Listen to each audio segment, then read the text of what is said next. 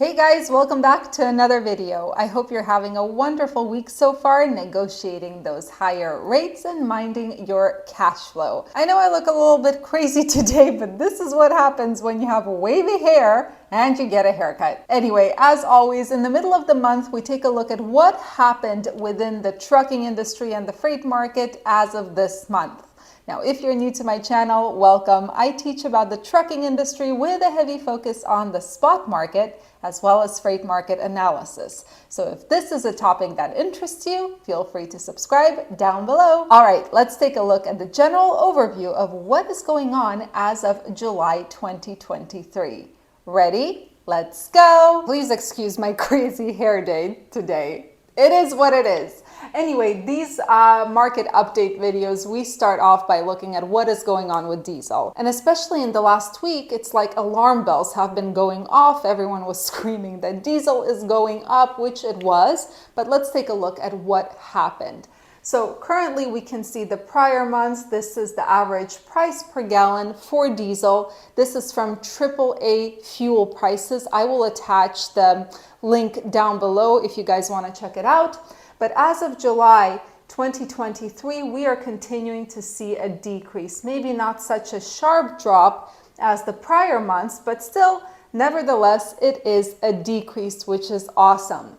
Now, I also like to compare the AAA prices to the Sonar's diesel truck stop actual price per gallon. And usually Sonar estimates a little bit higher. So according to Sonar, we're at about $3.9 per gallon at this point.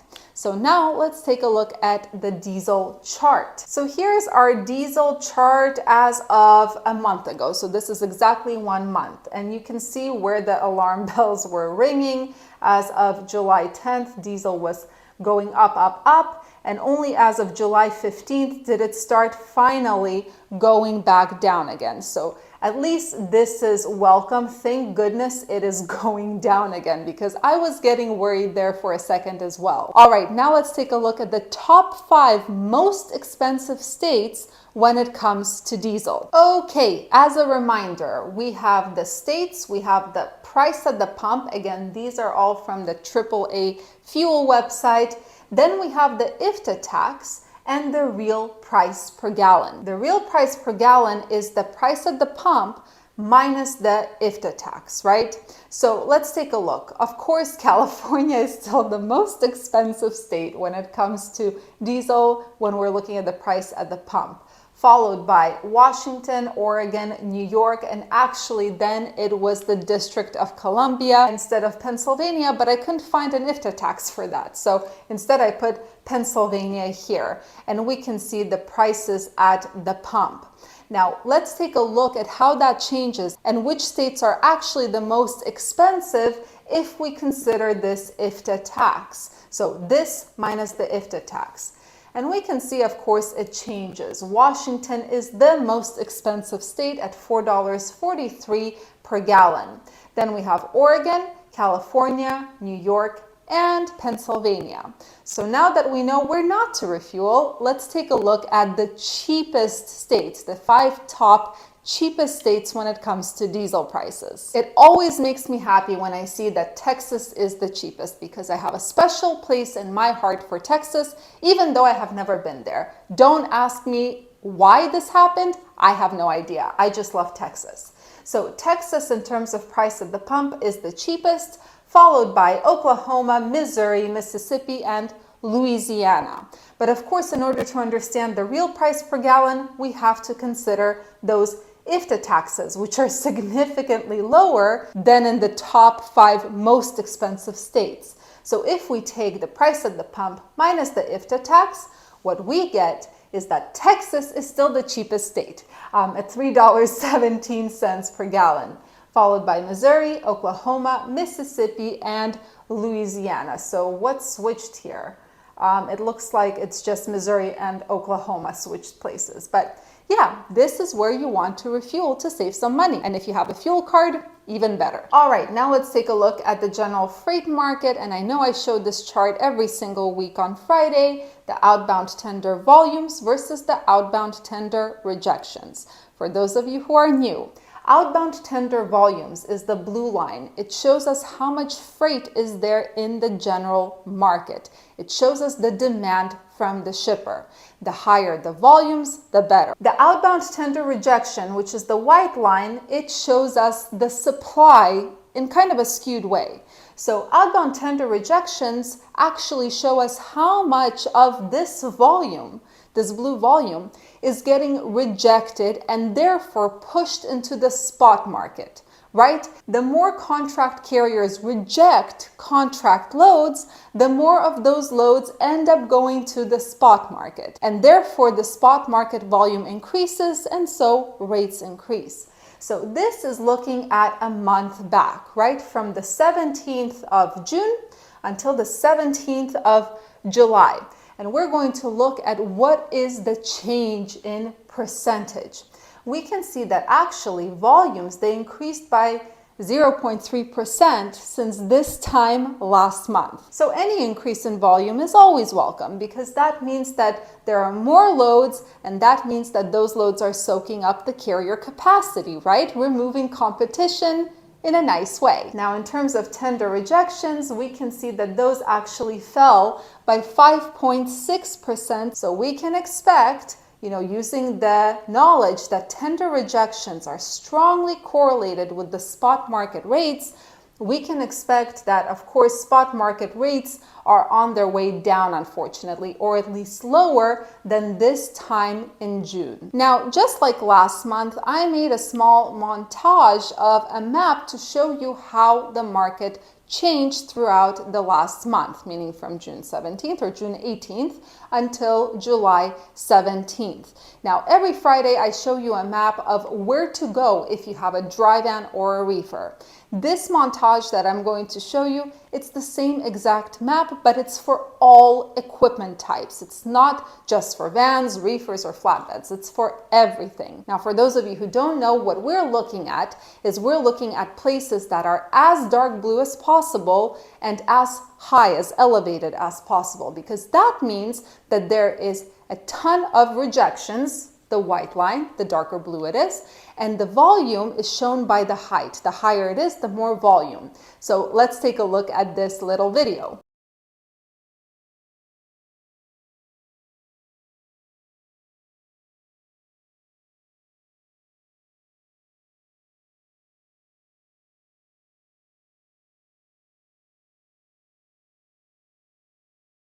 Now, as we saw throughout the last 30 days, the market started kind of migrating or moving and coming alive more in the southern states. Now, I couldn't figure out why, so of course, me being the curious person that I am, I started researching and I found a recent article on the DAT the blog post. So let me read this to you. Truckload carriers have been experiencing considerable growth in freight volumes in the Southeast and Southwest since the pandemic began in early 2020, and it is likely being sustained based on the recent data from the U.S. Census Bureau.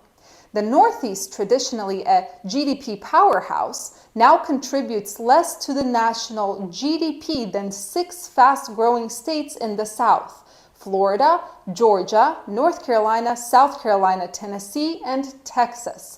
The population migration during the pandemic helped steer about $100 billion in new income to the Southeast in 2020 and 2021 alone, while the Northeast lost about $60 billion based on analysis of recently published Internal Revenue Service data. Well, that makes sense. Okay, finally, what I want to show you is how this map, the one that we just saw a video of, how it changed every July from 2018, as you can see, all the way to 2023, today. So we're not as concerned with the height and the color. I mean, it gives us insight into relativity, which markets are better than the others, right? What we are concerned with is the numbers here.